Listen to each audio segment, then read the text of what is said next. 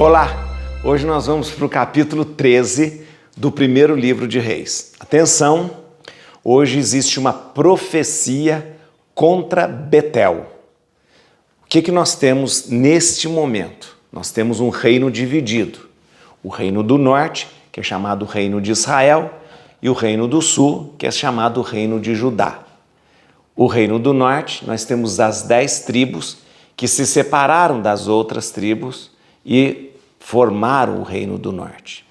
Jeroboão, ele é o rei do reino do norte. Não é descendente de Salomão e nem faz parte da dinastia de Davi. Nós temos do reino do sul, o reino do sul, que nós chamamos de Judá, com o rei Roboão, que é filho de Salomão. Ou seja, então ele sim pertence à dinastia de Davi. Muito bem, o rei Jeroboão fez 2 lugares de culto. Não tem templo, o templo está em Jerusalém, que está no reino do sul, em Judá.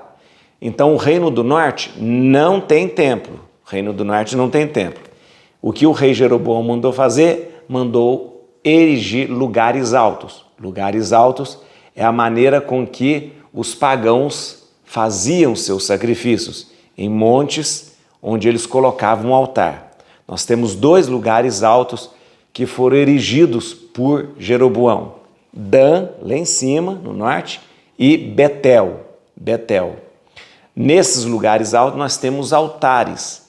E o rei Jeroboão estava oferecendo o sacrifício num desses altares em Betel. Quando vai chegar um profeta vindo do sul, do reino do sul, e vai proclamar uma profecia contra Betel, contra aquele lugar. Por quê? Porque aquele lugar não é o lugar legítimo para se fazer o sacrifício. Os sacerdotes não são sacerdotes legítimos porque não vêm da linhagem de Levi, e ali nós temos um rei que não é considerado legítimo porque não vem da linhagem de Davi. Ok? Vamos lá? Montado esse cenário, nós vamos ler o capítulo, então, 13. Deixa eu te dizer uma coisa, compartilhe esse vídeo, convide mais pessoas para se inscrever e eu vou pedir você ainda não se inscreveu? Por favor, se inscreva. Inscrever-se, não precisa pagar nada, eu sempre digo isso, é só para que a gente tenha um relacionamento melhor, porque tudo que eu postar aqui, você recebe uma notificação, né? Aí o momento do curso, as celebrações que eu faço pela manhã na rádio, então coloca aí e se inscreva, tá bom? E convide outras pessoas para se inscreverem também. Vamos ler a Bíblia? Bíblia na mão, Espírito Santo no coração, conduzidos por Deus para a gente ler a Bíblia. Vem cá comigo aqui, ó. É um capítulo muito interessante, viu, gente? Ora, estando ele de pé diante do altar para queimar o incenso, o rei, né? Rei Jeroboão, né? Eis que sobreveio um homem de Deus, um profeta, vindo de Judá, por ordem do Senhor. Este se pôs a clamar contra o altar da parte do Senhor nesses termos: altar, altar, eis o que diz o Senhor, na casa de Davi nascerá um filho que se chamará Josias. Ele molará sobre ti os sacerdotes dos lugares altos, que agora queimam ofertas sobre ti, e os ossos humanos serão queimados sobre ti. Ao mesmo tempo, anunciou o homem de Deus um prodígio, dizendo: eis a prova de que é o Senhor quem fala. O altar vai se fender, e a cinza que está por cima se derramará por terra. Ao ouvir a ameaça que o homem de Deus proferia contra o altar de Betel, o rei Jeroboão levantou a mão do altar e disse: prendei-o. Secou-lhe, porém, a mão que estendera contra o homem, de modo que não a pôde trazer a si. O altar fendeu-se e espalhou-se a cinza que estava sobre ele, assim como o dissera o homem de Deus por ordem do Senhor. Então disse o rei ao homem de Deus: aplaca o Senhor teu Deus e roga por mim para que me seja restituída a mão. O homem de Deus aplacou o Senhor e o rei pôde trazer de novo a si a mão, que se tornou tal como era antes. O rei disse ao homem de Deus: vem comigo à minha mesa para restaurar as tuas forças e te darei um presente. Mas o homem de Deus respondeu ao rei: ainda que me desses a metade de tua casa, eu não iria contigo. Não comerei pão nem beberei água neste lugar, porque o Senhor me ordenou que não comesse pão nem bebesse água e tampouco voltasse pelo mesmo caminho por onde eu vim. Partiu, pois, de Betel por outro caminho e não tomou aquele por onde viera. Ora, habitava em Betel um profeta já idoso, a quem seus filhos contaram tudo o que o homem de Deus fizera naquele dia em Betel, e o que ele falara ao rei. O pai disse-lhes: por onde se foi ele? Seus filhos mostraram-lhe o caminho que tomara o homem de Deus vindo de Judá ao partir. Ele disse aos filhos: selai o meu jumento. Tendo ele selado, montou nele o profeta e partiu em busca do homem de Deus. Encontrou-o sentado ao pé de um terebinto e disse-lhe: és tu o homem de Deus que veio de Judá? Sim, respondeu ele. O velho profeta continuou: vem comigo para comeres em minha casa. Não posso voltar, respondeu ele, nem ir contigo à tua casa. Não comerei pão nem beberei água contigo nesse lugar, porque recebi do Senhor a ordem de não comer pão nem beber água, nem tampouco voltar pelo mesmo caminho por onde vim. Mas eu sou um profeta como tu, insistiu o outro. Ora, um anjo me falou da parte do Senhor: leva-o contigo à tua casa e dá-lhe de comer e de beber. Era mentira. O homem de Deus voltou com ele e comeu em sua casa. Enquanto estava à mesa, o Senhor falou ao profeta que o tinha feito voltar. E este interpelou o homem de Deus vindo de Judá nesses termos: eis o que diz o Senhor: desobedeceste a palavra do Senhor e não cumpriste a ordem que o Senhor teu Deus te havia dado. Voltaste e comeste em um lugar do qual Deus te dissera: não comerás pão ali, nem beberás água, por isso o teu cadáver não será levado ao sepulcro de teus pais. Depois de ter comido, o velho profeta mandou selar um jumento para o seu hóspede, e este partiu. Enquanto caminhava, o homem de Deus encontrou no caminho um leão que o matou. Seu cadáver ficou estendido na estrada, tendo ao seu lado o jumento e o leão. Alguns que passavam por ali, vendo o cadáver estendido por terra e junto dele o leão, foram e divulgaram a notícia na cidade onde morava aquele velho profeta. Ouvindo isso, o velho profeta, que tinha levado à sua casa o homem de Deus, exclamou: é o homem de Deus que foi desobediente à ordem do Senhor, e o Senhor o entregou a um leão que o despedaçou e matou, conforme a palavra que o Senhor lhe tinha dirigido. E disse em seguida aos seus filhos: selai o meu jumento. Eles selaram o animal. O profeta então partiu e encontrou o cadáver estendido no caminho, tendo ao seu lado o jumento e o leão. O leão não tinha devorado o cadáver, nem dilacerado o jumento. Tomou então o profeta o cadáver do homem de Deus, colocou em cima de seu jumento e levou-o para a cidade a fim de pranteá-lo e dar-lhe sepultura. Depositou-o em seu próprio túmulo e pranteou, dizendo: ai, meu irmão. Depois do enterro, disse o ancião aos seus filhos: quando eu morrer, sepultai-me no túmulo onde repousa o homem de Deus. Depositareis os meus ossos junto dos seus, porque se cumprirá a ameaça que ele fez da parte do Senhor contra o altar de Betel e contra todos os templos dos lugares altos da cidade de Samaria. Depois dessas coisas, Jeroboão não se converteu de sua péssima vida, mas continuou a tomar homens do meio do povo e constituí-los sacerdotes dos lugares altos. A todos aquele que desejasse, investia no cargo sacerdotal e o estabelecia nos lugares altos. Esse procedimento tornou-se para a casa de Jeroboão uma ocasião de pecado que causou sua perda e o seu extermínio da face da terra. Vamos entender completamente o que aconteceu? Já expliquei para você, então, que nós temos aí dois reinos divididos. O reino está dividido. Jeroboão, o rei do reino do norte, rei de Israel, e Roboão, o rei do reino do sul, Judá. Muito bem?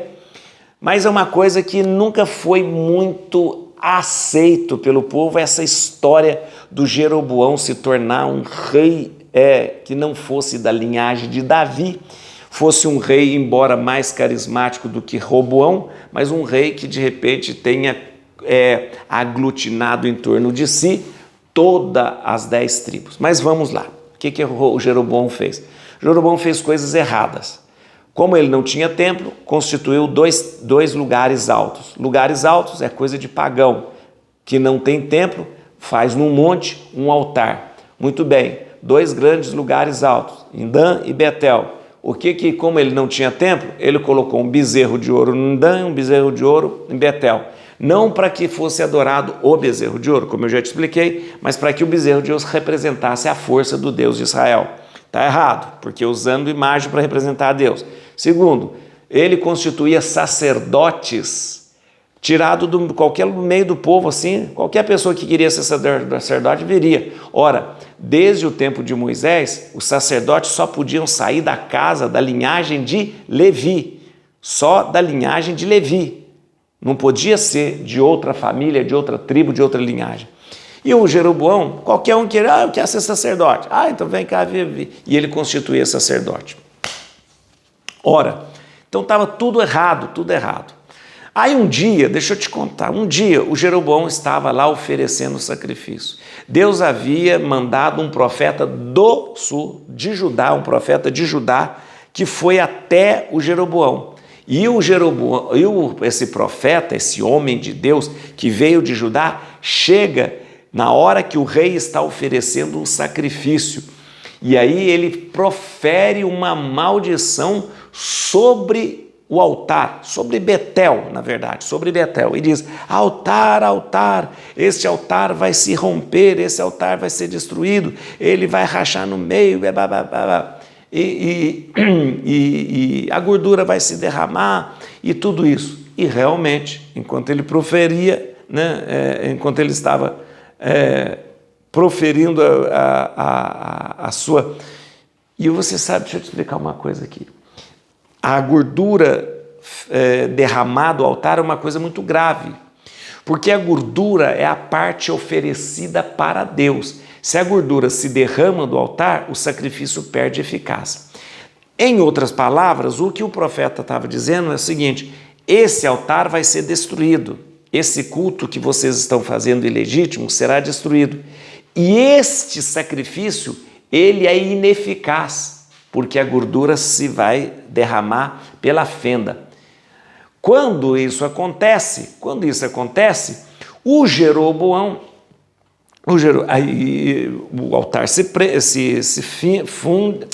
fende, né? A gordura derrama, e o Jeroboão fala assim, prenda esse homem. Só que quando o Jeroboão faz assim com a mão para prender o homem, a mão dele para, né? Secar a mão significa que ela não mesmo movimentava mais.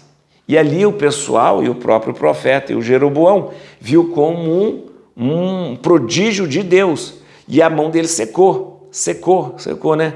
Ou seja, um profeta tinha proferido uma maldição contra aquele altar. Atenção, a maldição foi contra o altar, contra Betel, né? Contra Betel. Não é contra Jeroboão ainda. Jeroboão vai ser depois. A maldição foi contra o altar, contra Betel. O altar se funde, derrama gordura significa não tem eficácia esse sacrifício, não tem eficácia esse sacrifício. A mão dele, aí o Jeroboão fica com medo, falou, opa, isso é Deus que está falando mesmo, Deus está falando. E aí Jeroboão pede o profeta para que clame a Deus para que sua mão volte, né? O profeta do sul, né, de Judá, pede a Deus e a mão dele volta ao normal. Jeroboão então falou, opa, isso tem coisa de Deus aí. E faz uma proposta para aquele homem de Deus. Vem comer na minha casa, vem para eu te ajudar, vem descansar na minha casa. O profeta de Judá diz o seguinte: jamais, porque Deus mandou eu vir aqui, proferir essa maldição, voltar por outro caminho, não comer e não beber. É isso que Deus mandou. Ou seja, o profeta tem que ser obediente a Deus. Está entendendo? O profeta tem que ser obediente a Deus. Então Deus mandou: vai, profere a maldição sobre o altar, volte pelo outro caminho, não coma e não beba. E ele falou: é isso que eu vou fazer. Voltando, ele vai voltando. Só que o pessoal ficou sabendo de tudo isso que aconteceu. E foi lá e falou para um velho profeta do norte, um velho profeta do Reino do Norte. Esse profeta do Reino do Norte falou assim: pô, ele veio proferir uma maldição sobre os altares do Reino de Israel do Norte. Nós temos que anular isso. Temos que anular isso. O velho profeta do Reino do Norte sela um jumento e vai atrás deste profeta, com o objetivo de anular aquela maldição. Ele tinha proferido uma maldição sobre Betel, sobre o altar do Reino do Norte. Então esse profeta, velho profeta do Reino do Norte, falou: precisa anular isso. E vai até ele. E aí este profeta chega e fala: você é o profeta lá do Judá? É, eu sou sim. Vem para minha casa, vamos comer e vamos beber. Agora eu vou te explicar. Por que este velho profeta estava falando isso? Pelo seguinte, presta atenção. Deus havia dito ao profeta do sul: vai, profere a maldição, volte pelo outro caminho, não come, não beba nada do que eles te derem, nada do que eles te derem, ok? Porque se você descumprir esta minha ordem, né, a maldição, a profecia não vai acontecer. Então, na cabeça do profeta do norte, ele falou assim: se eu conseguir fazer esse profeta comer e beber, ele vai estar quebrando a profecia de Deus, e aí esta maldição não vai acontecer. Entendeu? Na cabeça do profeta do norte, falou assim: se eu fizer este homem desobedecer a Deus, a profecia que ele veio fazer contra Betel vai perder a eficácia. E aí ele tenta, mas aí o homem de Deus, o profeta do Reino do Sul, fala assim: eu não posso, porque Deus mandou eu vir, proferir a maldição, voltar por outro caminho, não comer e não beber. Aí ele mente. Aí o profeta esse velho profeta do norte diz assim: não, eu também recebi um anjo do Senhor que disse que para você comer. Ele mentiu, porque ele queria fazer o profeta do sul quebrar a sua promessa para a sua profecia perder a eficácia. E aí, coitado, o profeta do sul falou: ele é profeta também. Deus falou com ele, comeu e bebeu. Quando ele estava comendo e bebendo, o profeta, o velho profeta do norte, falou assim: você desobedeceu a Deus, Deus está falando para você que você desobedeceu, agora você não vai habitar, namorar, não vai dividir a sepultura com seus pais, que isso era uma maldição enorme, né? Não vai dar. Aí, meu filho, ele fica, naquele momento, ele falou: você desobedeceu. E o profeta do norte falou assim: pronto, cumpriu o que eu precisava ter feito. Eu anulei a profecia dele fazendo este profeta desobedecer a Deus. Mas, atenção, Deus ainda vai dar um jeito nisso. Deus ainda vai dar um jeito. Como é que vamos fazer para essa profecia dar certo? Nós temos que castigar, então, na cabeça dele, né? Nós temos que vir o castigo sobre este profeta que desobedeceu. Então, Deus tem que mostrar que essa desobediência do profeta do sul tem que ser punida. O profeta do sul toma o seu jumento e vai andando. No meio do caminho vem um leão e mata, atenção, e mata este profeta. Ou seja, desobedeceu, recebeu a punição de Deus. Se Deus puniu, significa que a profecia então vai dar certo. significa que a profecia vai se cumprir. Ok? Está entendendo? A lógica, na lógica deles, né, gente? Na lógica. Deus havia mandado fazer essa profecia contra Betel e mandou o profeta não comer, não beber e voltar por outro caminho. O profeta do norte fala: se eu fizer ele desobedecer a Deus, eu anulo a profecia. O profeta do norte, o velho profeta do norte, consegue fazer ele desobedecer. E ele pensa: pronto, agora anulei a profecia que amaldiçoa Betel. Só que Deus faz o seguinte: para que a profecia continue sendo feita contra Betel, eu preciso punir o profeta que desobedeceu, o profeta do sul. Vem o leão e mata o profeta.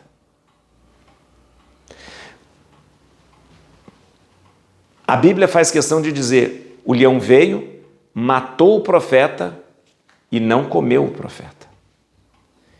E não dilacerou o leão. E não dilacerou o jumento. Não dilacerou o jumento.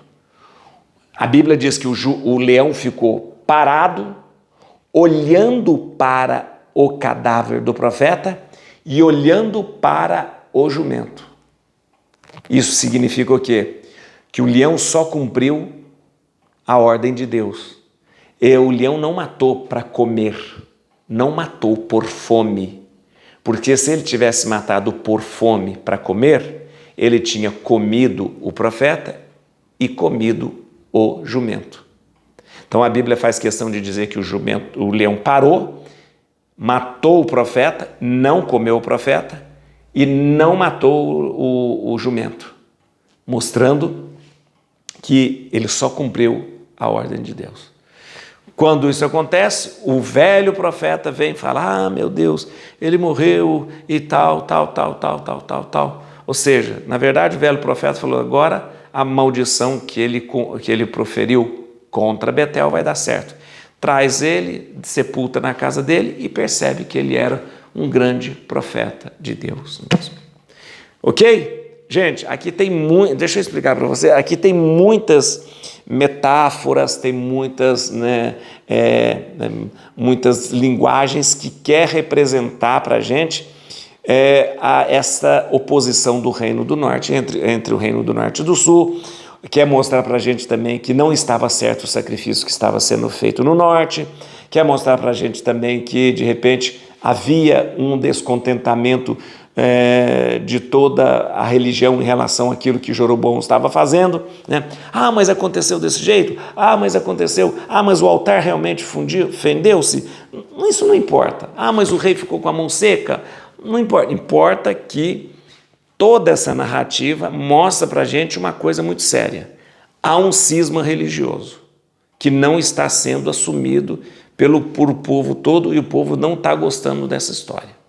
Principalmente o sul não está engolindo o fato do norte agora ter culto diferente, sacerdote diferente, rei diferente.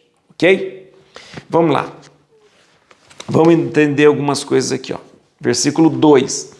Este se pôs a clamar contra o altar da parte do Senhor. Altar, altar. Opa, tá vendo que a profecia, a maldição é contra o altar, né? Eis o que diz o Senhor: na casa de Davi nascerá um filho que chamará Josias. Opa, isso aqui já está mostrando uma coisa que Josias vai vir.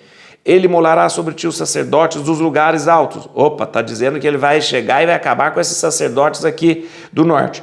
Que agora queima oferta sobre ti e os ossos humanos serão queimados sobre ti. Falar que ossos humanos são queimados no altar é a maior profanação que pode existir.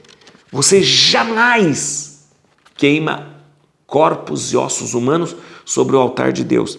Então, esse versículo está dizendo o seguinte: nós consideramos que o norte profanou o nome de Deus. Profanou o nome de Deus, né? Vamos lá, versículo 3. Ao mesmo tempo anunciou o homem de Deus um prodígio dizendo: eis a prova de que é o Senhor quem fala, o altar vai se fender e a cinza que está por cima dele se derramará por terra. Não só a cinza, mas a gordura, né? Gordura misturado com a cinza das oferendas vai se espalhar. Se a gordura que está sendo oferecida a Deus, porque a gordura é a parte mais nobre da oferenda, né, do sacrifício que é oferecido a Deus. Se essa gordura se derrama sobre o altar, significa que ele perdeu eficácia. Mais uma vez, a Bíblia está dizendo, em outras palavras, que o altar de vocês não tem eficácia nenhuma. Por quê? Porque não é o altar de Jerusalém. Você está entendendo que as palavras aqui querem dizer isso? Está dizendo, primeiro, o que vocês fazem é uma profanação. Segundo, o altar de vocês vai fender e vai derramar gordura. Significa, o sacrifício que vocês fazem em Eidã e em Betel não tem valor nenhum. Tá bom? Vamos lá. 18, versículo 18. Ah, aquela história. Mas eu sou profeta também, como tu, insistiu o outro. Ora, um anjo me falou da parte do Senhor. Leva-o contigo à tua casa e dá-lhe de comer e de beber. Era mentira. Vou explicar de novo aquela história. O que é que aconteceu? A profecia contra Betel veio ser proferida por um homem de Deus do sul, um profeta do sul. Justamente. O que ele tem que fazer? Ele tem que apresentar o oráculo, dizer que eles estão fazendo errado. Ele tem que apresentar a profecia, né? Ele tem que voltar para casa por outro caminho e ele não pode comer, não pode beber, para que a profecia se cumpra. O profeta velho, o profeta do norte disse, eu tenho que fazer esse homem desobedecer a Deus. Mente para esse homem, mente para o profeta dizendo, eu sou profeta, um anjo me falou. Aí, com esta mentira, ele faz o profeta do sul desobedecer a Deus. Para quê? Porque se o profeta do sul desobedecesse a Deus, a profecia que ele veio trazer sobre Betel seria anulada. Ora, conseguiu? Conseguiu. Aí ele diz, olha, você mentiu. Olha, você desobedeceu a Deus, a sua profecia, você não podia comer e não podia beber, e você comeu e bebeu aqui na minha casa, então você desobedeceu a Deus, então a sua profecia não tem valor.